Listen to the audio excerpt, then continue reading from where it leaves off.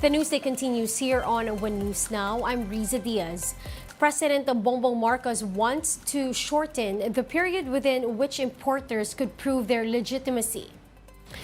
Under RA 10863, or the Customs Modernization and Tariff Act, anyone questioned by the Bureau of Customs has 15 days to appeal. But the president believes that 15 days may be too long for authorities to pursue smugglers and hoarders. His primary concern is that smugglers may try to slip in smuggled agriculture products, especially rice, during that period. Sinusubukan natin ngayon bawasan yung 15 days into 7 days. Dahil kung legal ka na importer, hawak mo lahat ng dokumento. Pag hinanap sa'yo yan, bibigay nyo kagad. So bakit pa 15 days? China accuses the Philippines of creating political drama by attributing the destruction of coral reefs in the West Philippine Sea to Chinese vessels swarming the area. Chinese Foreign Ministry spokesperson Mao Ning denied that China destroyed the coral reefs. She also urged the Philippines to stop using what she believes is fabricated information to stage political stunts. Mao's statements follows reports of the Philippine government considering the filing of a complaint against China over the damage to corals in Rosul Reef. Bao claimed the Philippines has no factual basis to support this claim. She also circled back to the grounding of BRP Sierra Madre in the Ayungin Shoal, which she described as illegal. We urge relevant party of the Philippines to stop creating a political drama from fiction. If the Philippines truly cares about the ecological environment of the South China Sea, it should tow away the illegally grounded warship at the Renai Jiao and not let the rusting warship bring irrevocable harm to the ocean. We'll be back with more stories after the break. Keep it here on One News.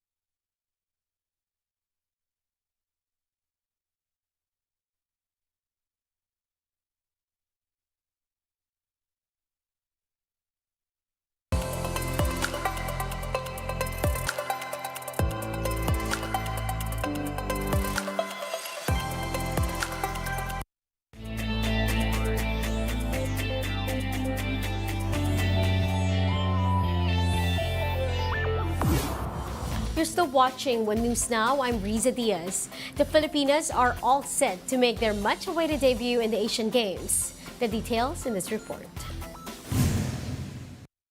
Over a month after their maiden FIFA Women's World Cup appearance, the Philippine women's football team is ready to return to the pitch in the Asian Games. The team is all set for their Asian campaign debut. The Philippines withdrew from the first iteration of the women's tournament in 1990 and has yet to compete since. The Pinays will enter the tournament carrying loads of experience as the bulk of the Asian roster saw action in the Worlds.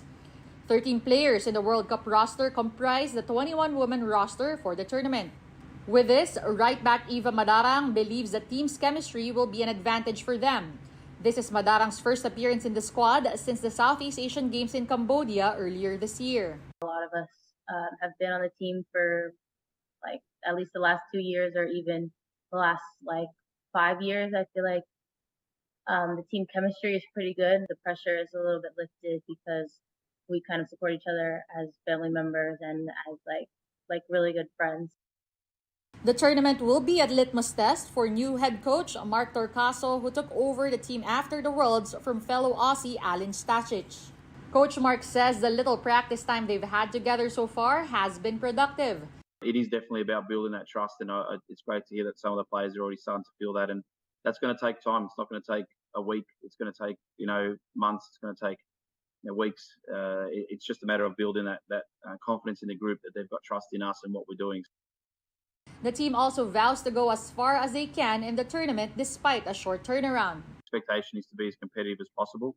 Definitely want to go as deep and as far in the comp as we can to hopefully finish on a podium or win the whole thing if possible.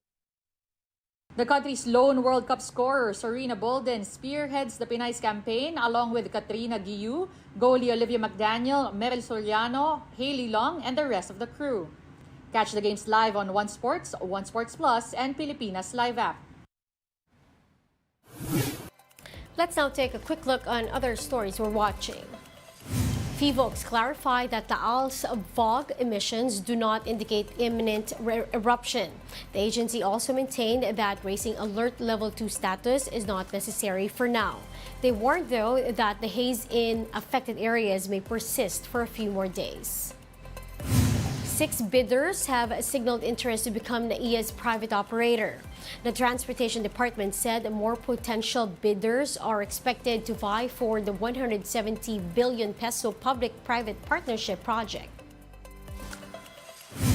And the former MMDA chairman and the Marikina Mayor Bayani Fernando has died at the age of 77. His remains are currently at the Queen of Angels Chapel in Riverbanks, Marikina. For now, the wake is exclusive to his family. Details of the public viewing are still being finalized.